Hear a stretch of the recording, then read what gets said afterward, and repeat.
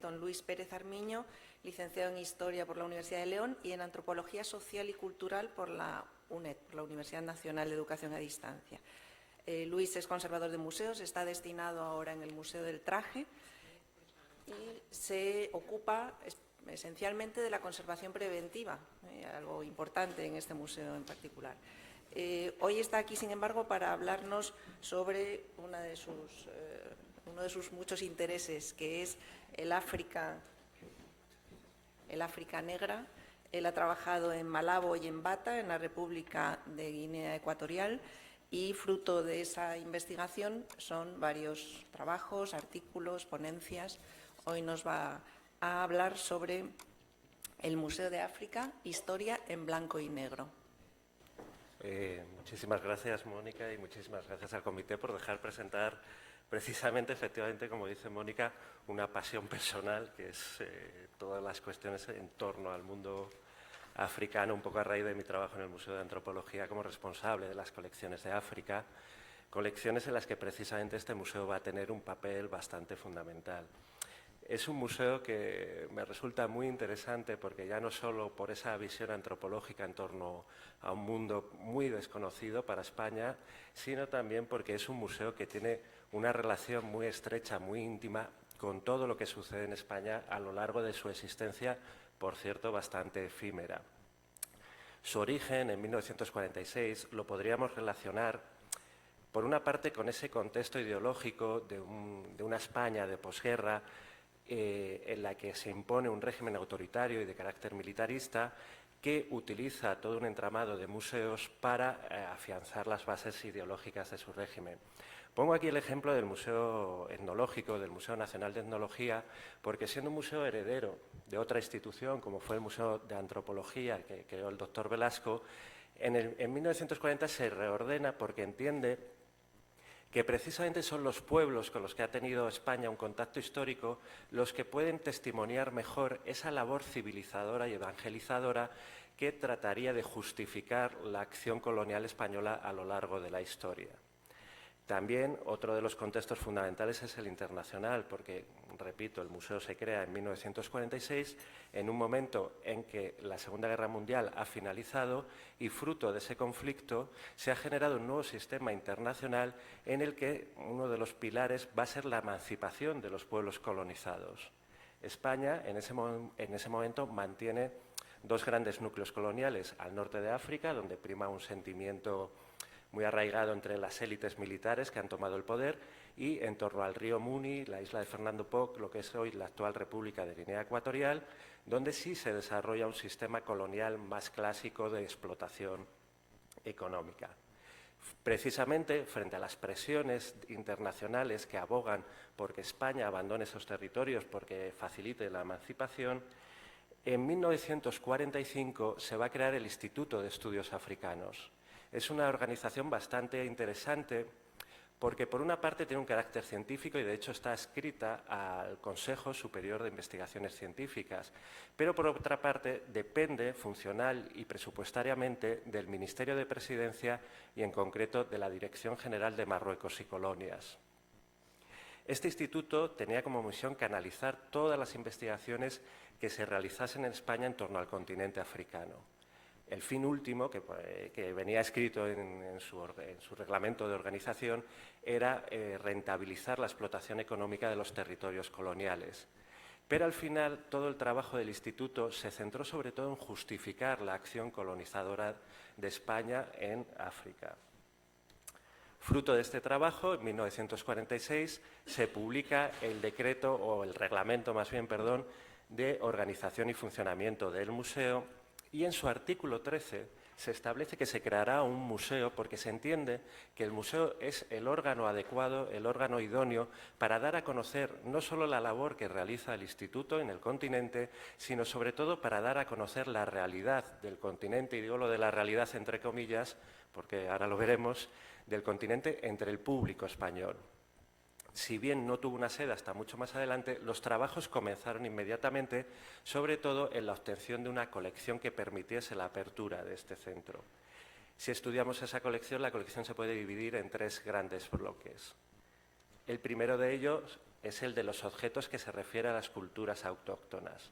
Y aquí voy a destacar una expedición que organizó el Instituto en el año 1948 a Guinea Ecuatorial, en la que participó Augusto Pañella, conservador del Museo de Etnología de Barcelona, y cuya misión consistió en recoger toda una serie de objetos que reflejasen el equipamiento doméstico, las actividades económicas y las creaciones artísticas de los pueblos autóctonos de Guinea Ecuatorial.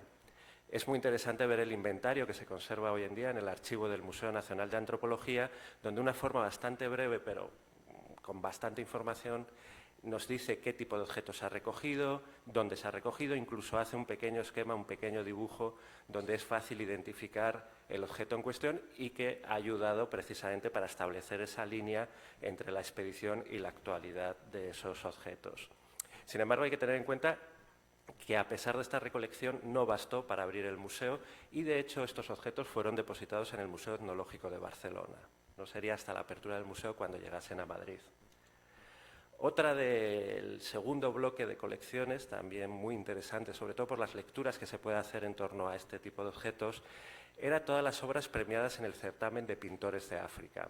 Este certamen lo organiza la Dirección General de Marruecos a partir del año 1950 y lo primero que nos llama mucho la atención es que solo participan pintores españoles. En el mejor de los casos se trata de pintores que han estado pensionados en algún momento en Guinea Ecuatorial o en los territorios marroquíes o en el Sáhara, pero es muy raro. Y de hecho solo participan personas autóctonas de las colonias a partir de los años 70, es decir, cuando ya el sistema colonial prácticamente estaba agotado.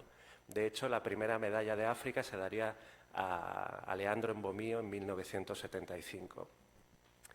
Estas pinturas son curiosas porque normalmente se trata de paisajes. Responde un poco a la imagen que en España se tiene de África, esa idea de África asociarla a la naturaleza exuberante, a los paisajes exóticos. Y solo cuando van avanzando los certámenes se empieza a incluir en las temáticas los tipos humanos, pero otra vez respondiendo a la imagen que triunfa en España de África. En el caso de Guinea Ecuatorial siempre se trata de esas imágenes de muchísimo erotismo, de una fuerte carga de sensualidad, de mujeres desnudas, de hombres desnudos, y en el caso de las representaciones marroquíes siempre se recurre a los típicos y a los tópicos que se asocian a esas regiones. El tercer bloque de la colección en importancia era el de las emisiones filatélicas, y ocurre un poco lo mismo que ha pasado con lo de la pintura y el certamen de pintores. El objetivo del museo era recoger todas las emisiones filatélicas que con tema africano se hubiesen lanzado desde 1949. Al año había dos emisiones de carácter fijo, una era pro infancia y la otra era con motivo del Día de África. Y vuelve a ocurrir lo mismo. Estas emisiones que se hacían en España siempre tenían como motivos más bien lo que el público español pretendía saber o conocer de África más que la realidad del continente. Uno de los grandes problemas que tuvo el museo fue precisamente obtener una sede. En este caso podemos citar a Carmen Ortiz cuando habla del problema que aqueja a los museos antropológicos, que siempre es la falta de una sede en nuestro país, ¿no? Desde el año 55 hay una comisión que se encarga de buscar una sede adecuada, de rehabilitar una sede adecuada para el museo, y finalmente se opta por un palacete que está en el Paseo de la Castellana número 5, que es hoy Ministerio de Interior, que tiene anexas unas caballerizas. Pues en esas caballerizas era donde estaba la sede de la Dirección General de Marruecos. Pues ahí en los bajos se habilitó ese espacio para inaugurar finalmente el museo el 17 de julio de 1961. Son poquísimas las referencias que hay en torno a este museo. De hecho, es la revista Blanco y Negro quizás la que ofrezca más información sobre cómo está articulado el museo, cómo estaban expuestos los objetos y cómo funcionaba. De hecho, es muy interesante la descripción que hace cuando afirma que el público que quiere visitar el museo tiene que cruzar el patio, el jardín de ese palacete, y tiene que acceder a través de una entrada que está flanqueada por dos cañones. Uno de ellos fue el que supuestamente participó en la expedición del conde de Argalejos para tomar posesión de la isla de Fernando Po a finales del siglo XVIII. Una vez que el público tenía acceso, que entraba ya en el museo, se encontraba con las dos salas de exposición permanente, la dedicada a los pintores de África y la dedicada a la de las emisiones filatélicas, para ya acceder dentro a la sala dedicada a las culturas autóctonas. Y si bien el museo en principio tenía una intención enciclopédica, al final acabó siendo un museo de clara orientación antropológica o cultural. De hecho, en las descripciones se dice que es un museo que representa lo mejor de la artesanía. De hecho, hace una referencia como de nuestros saharauis, de nuestros morenos, hace una referencia así muy de la época, ¿no? El museo se completaba además con una serie de dioramas donde se representaban los diferentes paisajes de cada uno de los territorios y se completaba con unos maniquíes vestidos con los ropajes considerados más típicos de aquellos territorios y ocupados en las más variadas actividades. ¿Qué ha sido de esos maniquíes? Pues alguno está ahora mismo en el Museo Nacional de Antropología, el resto no se sabe muy bien dónde han ido a parar. Esta es la entrada del museo, gracias.